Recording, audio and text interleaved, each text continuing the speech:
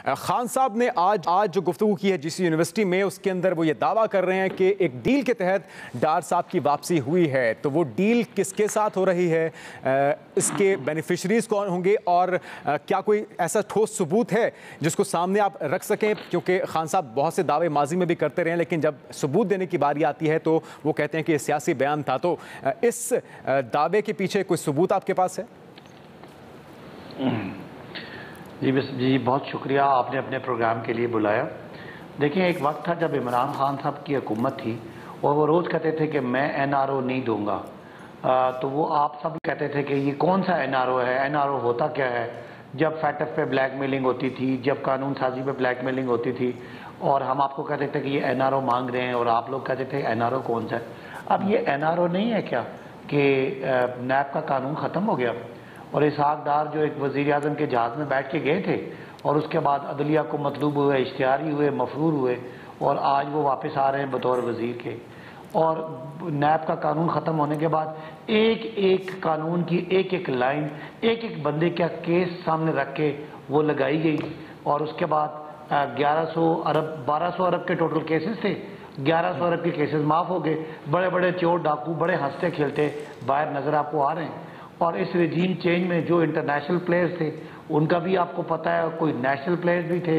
और ये डील ये थी कि इमरान खान को हटाना है, क्योंकि इमरान खान दुनिया को, बैरूनी दुनिया को खटकता है। वो पाकिस्तान की आज़ादी की बात करता है, पाकिस्तान की खुद मुख्तारी की बात करता है, पाकिस्तान की आज़ाद खारजा पॉलिसी की बात करता है। चाहे वो रशिया जाए, चाहे चाइना जाए, वो कहता है पाकिस्तान का उसमें क्या फ़ायदा है, मुझे बाकी मुल्कों का मुझे परवाह नहीं है। तो जाहिर है इंटरनेशनल प्लेयर्स ने, और आपको पता है डोनाल्ड लूका, वो साइफर और सारी चीज़ें, वो सारा कुछ हमें पता है बिल्कुल। और अगर हम आपकी बात से इत्तेफाक भी करें, लेकिन जो खान साहब का आज का दावा है, मेरा सवाल भी यही है कि अगर कोई डील हुई है, किसके साथ वो डील हुई है, कौन है जो पाकिस्तान के जो अहम मामलात हैं उसके अंदर NRO दे रहा है बकौल आपके चोरों और डाकुओं को।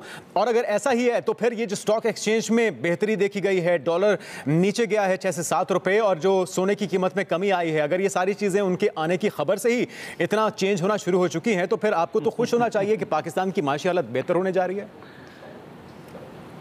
वैसे बड़ी अच्छी आपने बात की है। एक पार्टी ने 5 महीनों में मुल्क को तबाह कर दिया, 60 रुपए डॉलर नीचे करके 6 रुपए ऊपर किया। तो अब 60 रुपए की बात ना करें, 6 रुपए की बात करें। जिन्होंने मईशत को 6% ग्रो करते करते आज वो 0% पे ले गए। अगर 0 से 1 होगा तो आपके हम इनके लिए तालियां बजाएं। इन्होंने जालमों ने अपने 1200 अरब के लिए मुल्क को तबाह करके रख दिया।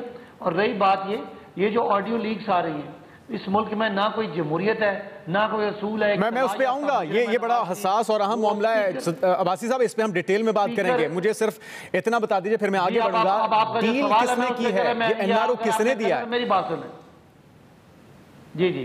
अब आप जो बात करें, मैं आपने कहा ये बाद में बात करेंगे तो मैं बाद में बात कर लूंगा।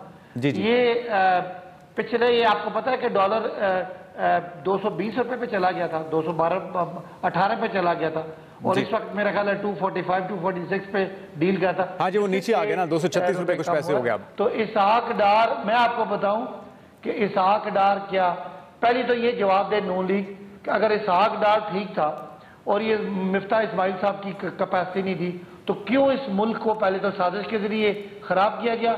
और देखें, बड़ा संगीन इल्जाम है अब्बासी साहब। मैं फिर वही चीज दोहराऊंगा। खान साहब ने 35 पंक्चर हो गए और बहुत से सियासी बयान दिए। वक्त आने पर जब सबूत दिए गए, 4 साल आपकी हुकूमत रही, 3.5 साल। आप अगर वाकई में वो चोर डाकू थे, मुल्क की दौलत लूट कर गए थे, उन्हें वापस क्यों ना ला सके? पाकिस्तान के अंदर, ये यूके के अंदर आप उनके खिलाफ इल्जाम को साबित क्यों ना कर सके?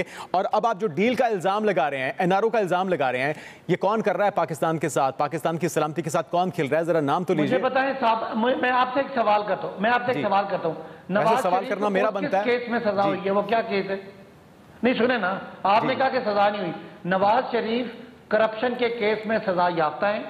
वो सजा काटते काटते बीमार हुए, बीमारी का बहाना बना के मुल्क से बाहर गए। तो कौन कहता है उनको सजा नहीं? मैं थोड़ी देर के लिए आपके सारे इल्जामात को दुरुस्त मान भी लूं, मुझे सिर्फ इतना बता दें थोड़ी देर के लिए नहीं कि इन अहम मामलात पे कौन इनको रिलैक्स कर रहा है, कौन इनके केसेस खत्म कर रहा है, और ये NRO देने वाली शख्सियत कौन है? सिर्फ इतना बता दीजिए, फिर मैं आगे बढ़ूं। NRO सबसे बड़ा ग्रैंड NRO यह है जो नैब का कानून खत्म किया गया, उसकी शिकें खत्म की गई। और जाहिर है जब अदलिया के सामने एक तरफ चोर का वकील पेश हो रहा है, और दूसरी जब चले शायद आप जवाब नहीं देना चाह रहे, तो मैं कोशिश करूंगा कि मैं उम्मीद भी करूंगा कि अगली बार जब मैं आपके पास आऊं तो आप इसका जवाब दे सकें। मैं आगे बढ़ता हूं। हिना साहिबा, ये सुने ना भाई, मैं आता हूं, मैं सारा कुछ सुनूंगा, लेकिन मैं वो सुनना चाह रहा हूं कि आप उस शख्सियत को भी बेनकाब करें ना जो इन चोरों डाकुओं को बकौल आपके एनआरओ दे रहा है। चलें दोबारा इस पे बात कर लेते हैं। जो मुल्क को तबाह किया इस इम्पोर्टेड हुकूमत ने, पाकिस्तान को क्या दिया? खुद तो 1100 अरब ले गए, खुद तो सबको माफिया मिल गई, पाकिस्तान को क्या दिया? ये मेरा सवाल इनसे पूछ दें। आए चलें, ये आप जरा इसका अब्बासी साहब को भी रिस्पॉन्ड कीजिएगा। हिना साहबा, दूसरा ये भी बताइएगा कि अगर 5-6 महीने में जो मईशत की तबाही हुई है, जो डॉलर ऊपर गया है, जो एग्रीमेंट या डील्स हुई हैं, जो बार्गेनिंग हुई IMF के साथ, अगर डार साहब ये बेहतर अंदाज में कर सकते थे तो जो आज हो रहा है ये 5 महीने पहले हो जाता तो शायद पाकिस्तान की आवाम को इतनी भारी कीमत ना चुकाना पड़ती जो आज चुकाना पड़ रही है। बिस्मिल्लाहिर्रहमानिर्रहीम। सबसे पहले तो मैं आपने इमरान खान की स्पीच से स्टार्ट किया और उसके बाद आपने वो भी वीडियो के बारे में बात की जो मरियम औरंगज़ेब के साथ, उस पे हम बात करेंगे। ज़रा डार साहब पे कर लें पहले। मैं आपको सबसे पहले जो political culture, first of all Imran Khan साहब ने आज एक गवर्नमेंट यूनिवर्सिटी में जाके, जो एक तालीमी अदारा है जिसमें बच्चों को जाके दोबारा उन्होंने एक सियासी गुफ्तगू करने की कोशिश की, उन्होंने अपने अपोजिशन के बारे में बातें की और यहाँ तक के अदारों को अटैक किया। आपने देखा कि उन्होंने बच्चों से पूछा, स्टूडेंट से, कि साइफर किसको भेजा गया था और कहा न्यूट्रल, और उन्होंने कहा शाबाश आपने पहला टेस्ट पास किया। तो मैं आपको ये बात करती हूँ कि जो वाइस चांसलर थे उनका अगर आपने नोटिफिकेशन चेक किया हो, उसने नोटिफिकेशन जारी किया हुआ था सब टीचर्स को, सब स्टूडेंट्स को, सब जगह के आपने एक तालीमी अदारे में आके एक ये सियासी, देखिए ये ऐसा पहली बार नहीं हुआ हिना साहबा। हमने ये भी देखा है कि शहबाज शरीफ साहब हों, नवाज शरीफ साहब हों, मरियम साहबा, यहाँ तक मुख्तलिफ यूनिवर्सिटीज में, तालीमी इदारों में पाकिस्तान के अंदर, बेनज़ीर भुट्टो साहबा, मैं ये आपकी बात से आप दिखा दें, कोई भी सियासी लीडर, मेरा सवाल तो सुन लीजिए, बैनुल-अक़वामी यूनिवर्सिटीज के अंदर, पाकिस्तान के अंदर भी यूनिवर्सिटीज के अंदर सियासतदान जाके स्पीचेस देते हैं। सियासतदान जाके, मेरी बात वही कर रही हूं। अच्छा, इस चीज को बाद में डिस्कस कर लेते हैं। मैं चाहिए रहा हूं, मैं चाहिए रहा हूं, मैं आप सागदार वाली बात पे जरूर आऊंगी। जो गवर्नर साहब इन्होंने नोटिस ले लिया, अव्वल तो उनको ये होने से पहले नोटिस देना चाहिए था। उनके इल्म में लाए बगैर ये किस तरह से हो गया? सवाल ये भी बात करने देंगे ना।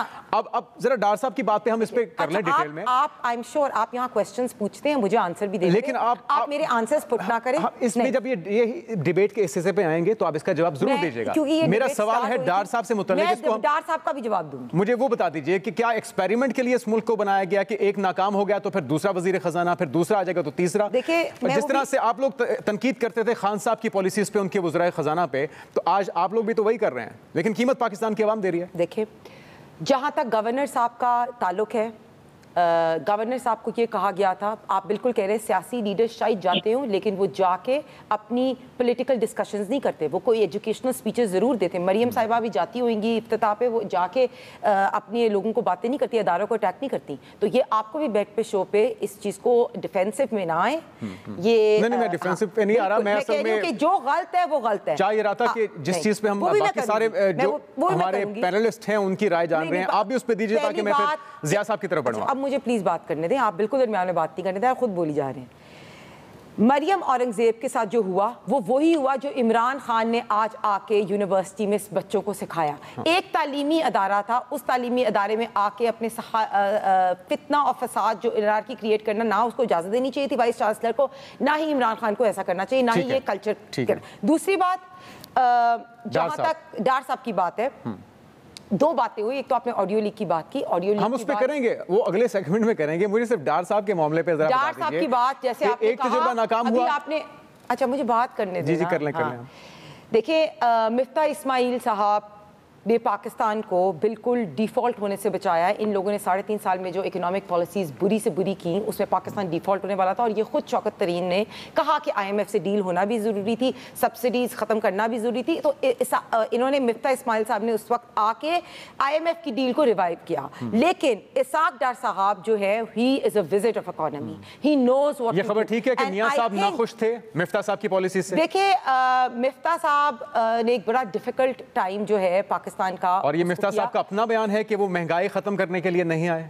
ये उनका ऑन रिकॉर्ड बयान है। देखिए मिफ्ता साहब को बहुत डिफिकल्ट स्टेप्स लेने पड़े, लेकिन इसाक डार साहब जैसे आपने कहा कि शुरू में ही सबसे पहले खुशी की खबर कि जैसे ही उनका ऐलान हुआ कि वो आ रहे हैं, आपने देखा कि डॉलर की भी प्राइस कम होगी। आपको पता है एक टाइम था कि उन्होंने डॉलर 105 से कम रखा हुआ था और बिल्कुल शेख रशीद साहब ने कहा था कि 100 पे डॉलर ले आएंगे तो मैं अपनी सियासत छोड़ दूंगा। लेकिन जितनी बड़ी खराबी हो चुकी है माजरत के साथ, हमें इस पे इत्तेफाक नहीं कर सकते, बहुत कुछ करना होगा। उम्मीद करते हैं पीटीआई वालों को क्यों गुस्सा है? पीटीआई वालों को गुस्सा इसलिए है क्योंकि उनको पता है कि इसाक डार साहब के बाद मियां नवाज शरीफ साहब का आने का वक्त है। ये कहते रहते हैं मियां नवाज शरीफ साहब आ जाए, तो अब इनको पता है। और एक आपने बात की कॉनमैन, इमरान खान साहब ने अभी कॉनमैन की बात की, सबसे बड़ा कॉनमैन इमरान खान साहब है। और एनआरओ की ये बात करते हैं, हमने एनआरओ इमरान खान को नहीं देना, ना फॉरेन फंडिंग पे एनआरओ देना है, ना तोशा खान पे एनआरओ देना है, ना आपको अपने रिंग रोड चैनल पे एनआरओ देना है। और ऑडियो लीक की जहां तक बात करते हैं, हमें लगता है कि इस ऑडियो लीक के पीछे भी पीटीआई वाले हैं, क्योंकि सबसे बड़ी मुल्क ये तो आपकी हुकूमत है ना, ये आपने साबित करना है। लेकिन हिना साहब इस पे हम डिटेल में बात करेंगे। ऑडियो लीक वाले मामले पे ये भी निकल आएगा कि पीटीआई के कौन से लोग मुलव्वस हैं। ठीक है।